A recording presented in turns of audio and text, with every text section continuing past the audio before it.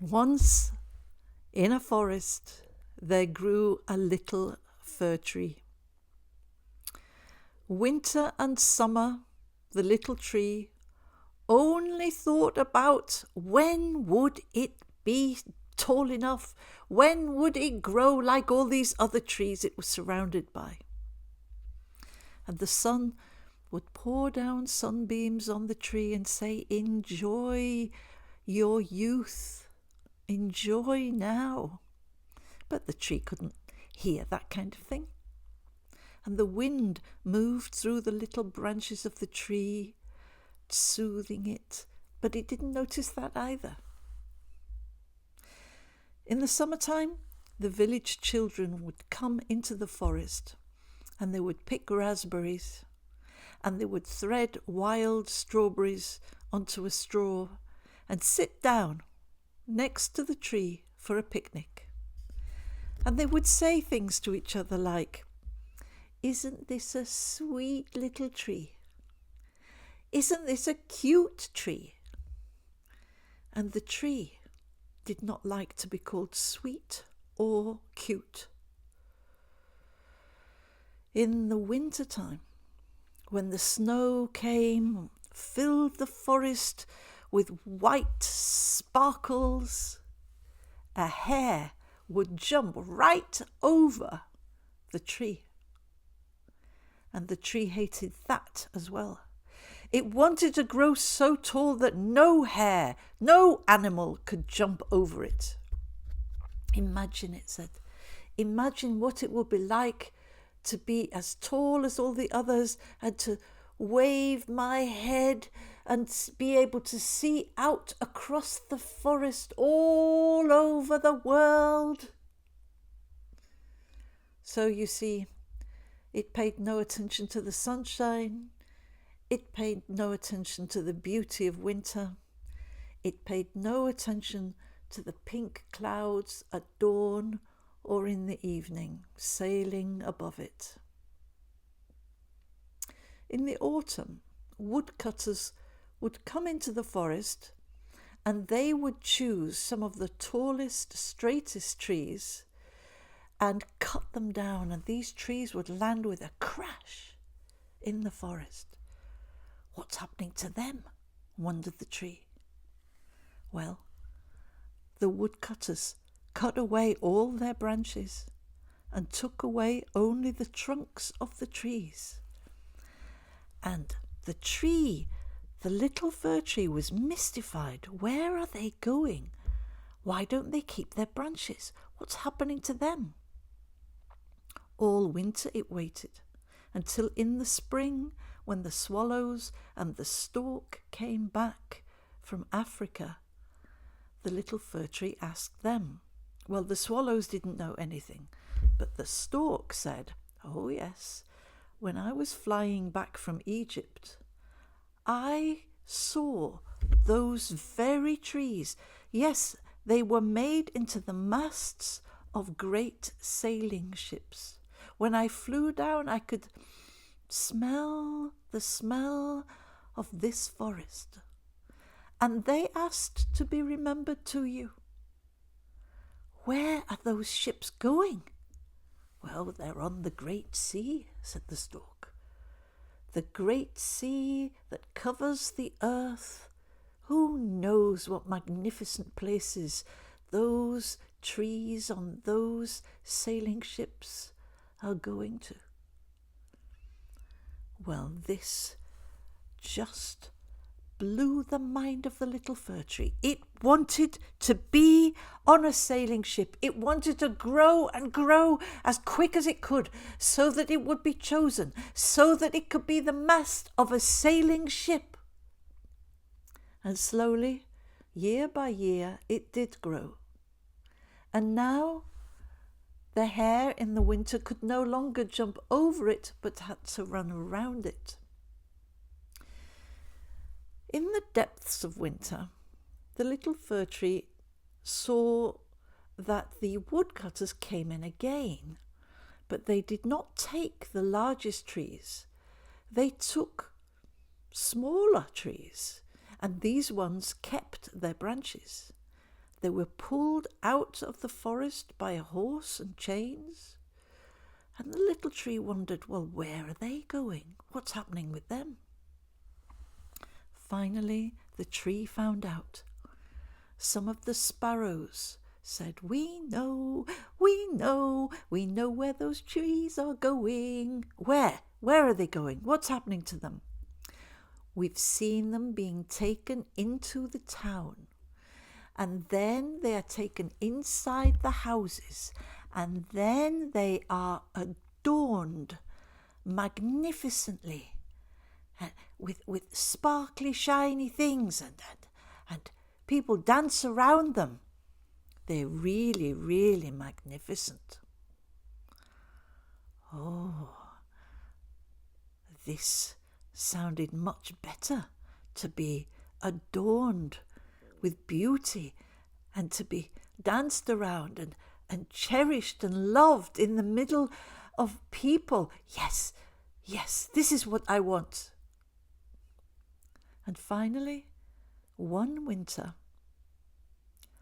when the woodcutters came back in, one of them stood in front of the fir tree and said straight away, "Ah, yes, this one is perfect." Yes, thought the tree. But then the very next thing that happened was the tree felt the axe cut into its trunk. It was so painful. And as the tree fell, it realized that it was leaving the forest.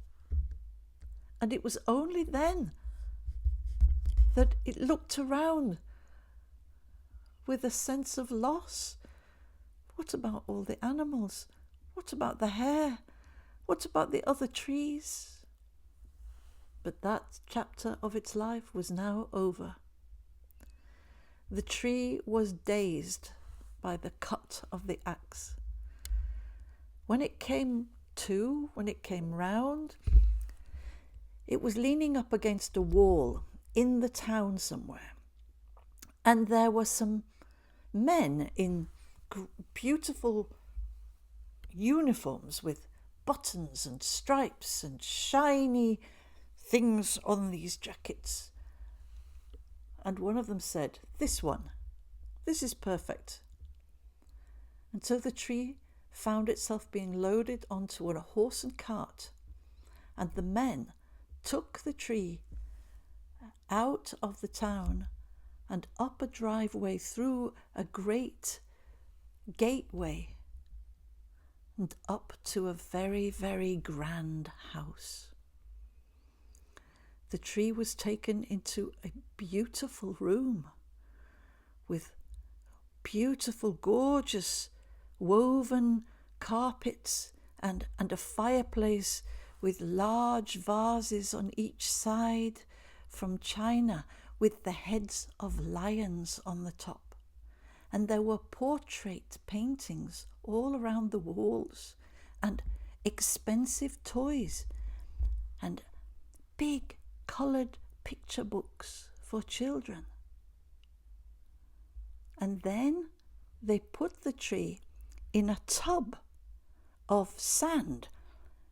It was like a barrel, but you couldn't see that it was a barrel because it was covered around with a green cloth. And then lots of young ladies and maids came in with boxes and boxes of objects, shiny things. And they decorated the entire tree with gilded apples and beautiful objects in silver and red and things that twinkled. And then they clipped candles onto every branch. And when the tree was ready, they stood back and said, "Oh, this one will be lovely."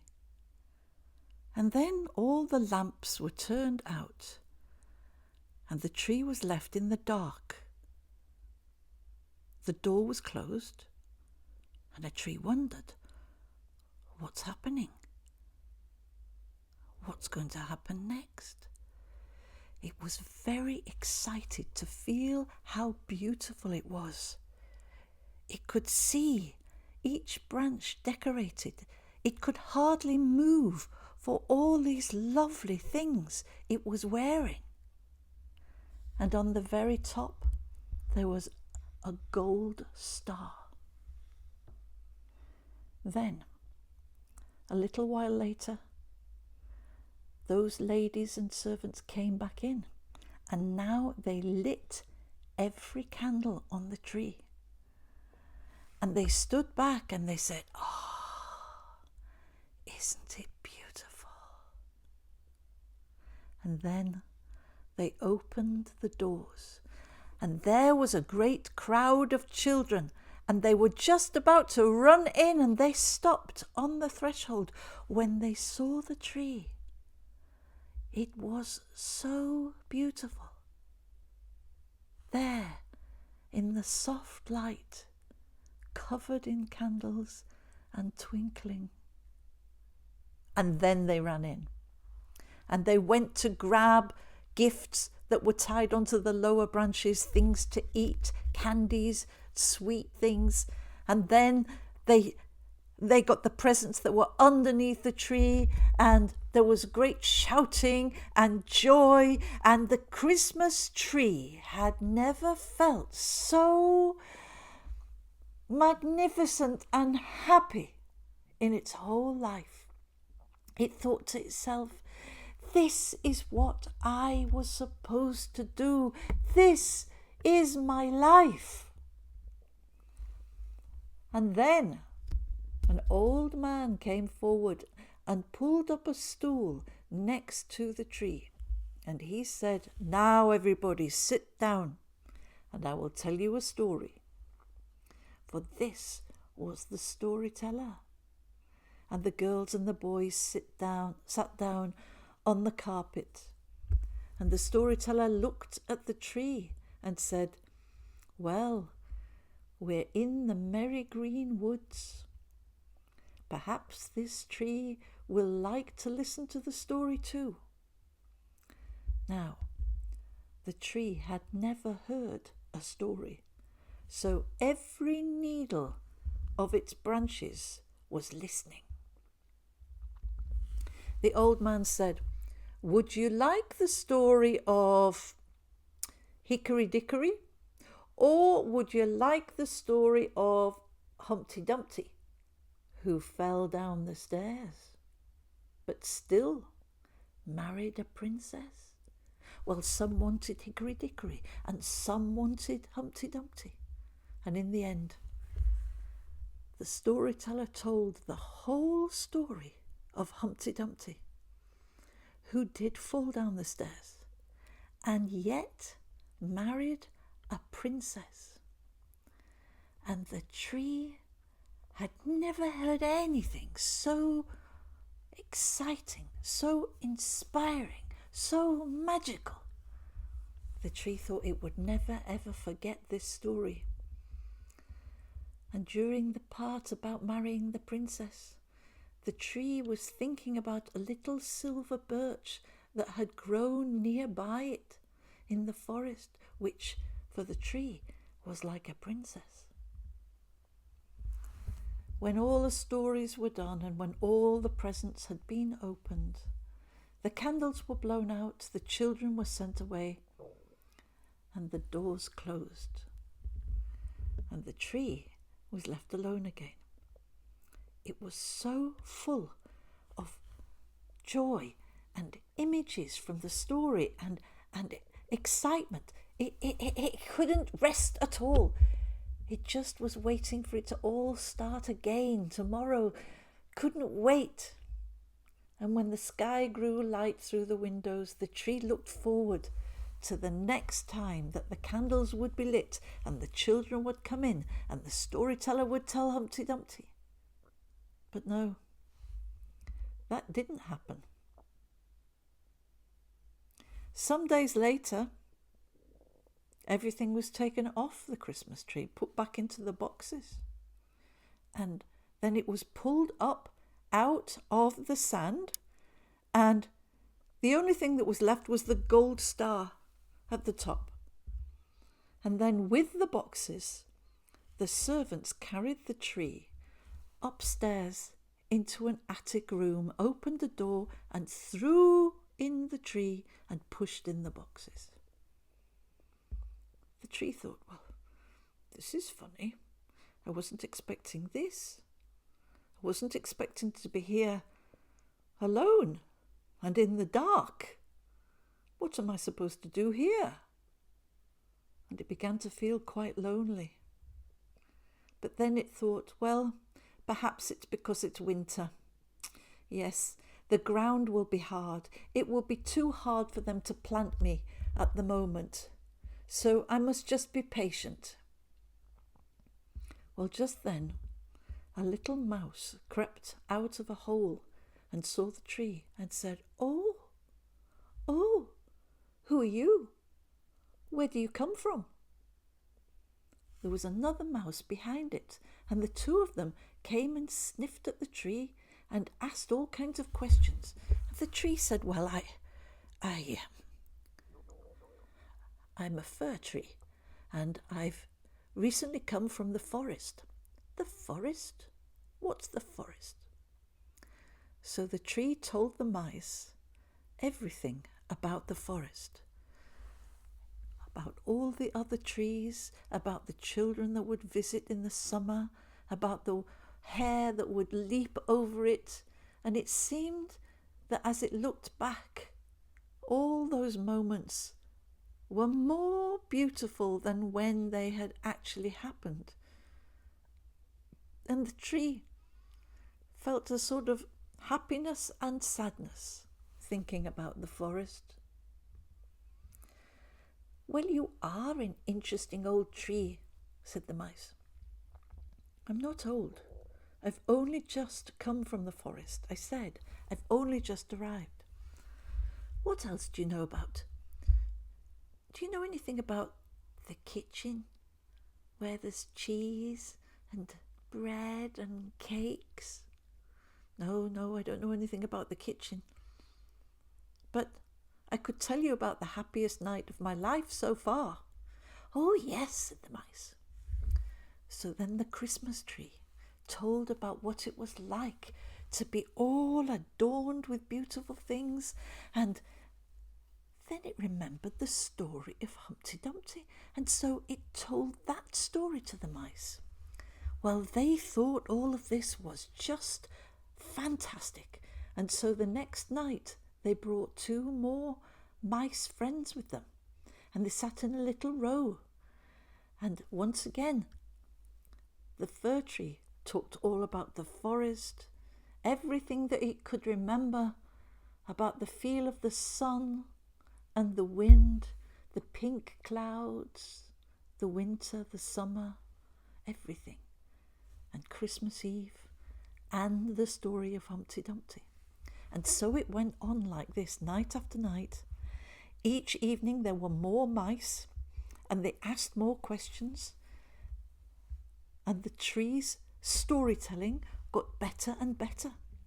And the mice loved it more and more.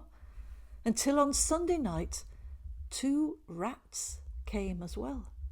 And they sat at the back, and they listened, but they were not so impressed. They said, Look, do you know any good stories or what? Well, the fir tree had just told the story of Humpty Dumpty. It didn't know any other stories. The rat said, Look, don't you know any stories about the larder? The larder where the hams are hanging, where you can go in thin and come out fat. But the tree knew nothing of the larder. And so the rats said, Well, thank you for nothing. And they left, and they never came back. And when the mice saw the rats leave, they were not so keen anymore. And slowly all the mice stopped coming until the tree was alone for a long time, wondering When will my life begin? And then it did. One day, the door opened and the servants came in, and straight away there was a different kind of light, spring light and warmth that came in. And they pulled out the tree and it was delighted. It stretched out its branches, ready to start life. It was so happy to see the light coming in through the windows as they took it down the stairs. It could see blue sky. It could hear the swallows. The swallows were back. And they carried that tree all the way outside. Well, it happened so quickly. One minute it was laid there in the dark, and very fast the tree was outside and saw all the spring flowers in full bloom, and could smell the flowers and could hear all sorts of birds singing. And then it looked down at its own branches and saw that they were no longer green, but brown and yellow. And it was ashamed, and it wished that it had stayed hidden in the dark. There were two boys playing in the garden. They had been there on Christmas Eve, and they ran over and said, "Look, look, it's the Christmas tree from Christmas Eve." And one of them reached up and took that gold star from the top of the tree and pinned it proudly to his own chest. And they ran around playing in the garden while the gardener chopped the tree into pieces and began to build a fire. And then the boys came to watch, because as the Christmas tree was placed on the fire and took light, it went from yellow to red gold. And every single crackle and spark of the tree was a memory, a day in the life of the tree. Thousands and thousands of memories. All those years out in the forest with the animals and the birds, with the sunshine and the weather, and then everything about Christmas Eve and about that room and the Chinese jars and the paintings on the walls and the expressions on the people's faces when they saw the tree lit with candles, and the children running in, screaming with happiness. Everything it remembered. And all the little mice listening, loving its stories.